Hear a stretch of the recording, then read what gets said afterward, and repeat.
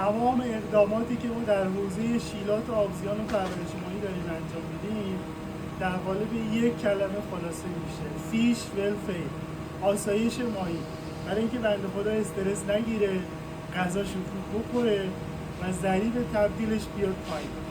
حالا توی این سیستم فیلتراسیون ما چند تا مرحله رو برای تصفیه آب پرورش ماهی یا تانک ماهی داریم که از مرحله اول که درام فیلتر هست برای جداسازی ذرات معلق و فضولات شروع میشه که درام فیلتر معمولا ذرات بالای 40 و 20 میکرون رو جدا میکنه.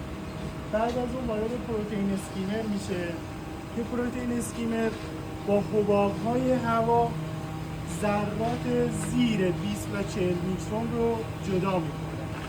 بعد از اون آب وارد بایومدیا میشه که بایومدیا با بستری که ایجاد میکنه باعث میشه که یه سری باکتری هایی که آمونیاک رو به عنوان غذا مصرف میکنن روی اون بستر رشد کنه و اون باکتری آمونیاک رو به عنوان غذاش مصرف کنه و تبدیل به نیتریت و نیترات کنه. تمام کار مدیا فیلتر تو همین خلاصه میشه.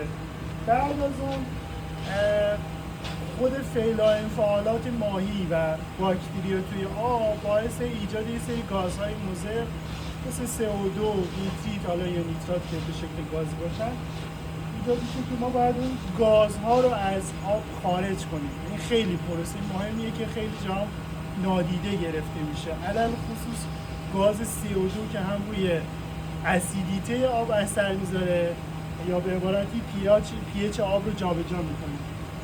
این کار توسط یک خلأ نسبی انجام میشه. یعنی چی؟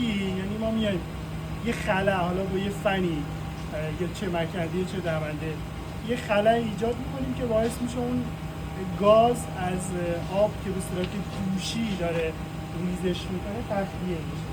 بعد از اون حالا توی این سیستم علل خصوص ما این تانک متعادل ساز دما رو داریم که برای تنظیم دما چه گرمایش چه سرمایش استفاده میشه. بعد از تانک متعادل ساز دما ما پمپ سیرکولاتور رو داریم، پمپ برگشت رو داریم که اون آبی رو که پروسه تصفیه رو طی کرده میبره از توی یووی عبور میده. یووی هم کاری ضد عفونیه، یعنی با اشعه 254 نانومتر نور باعث میشه که اون ساختار دی ان ای ویروس، باکتری و پاتوژن های موجود تو آب از بین بره و نتونن تکثیر بشن و آلودگی رو کنترل میکنه توسط دستگاه یووی. بعد از این مرحله آب برمیگرده توی تانک پرورش.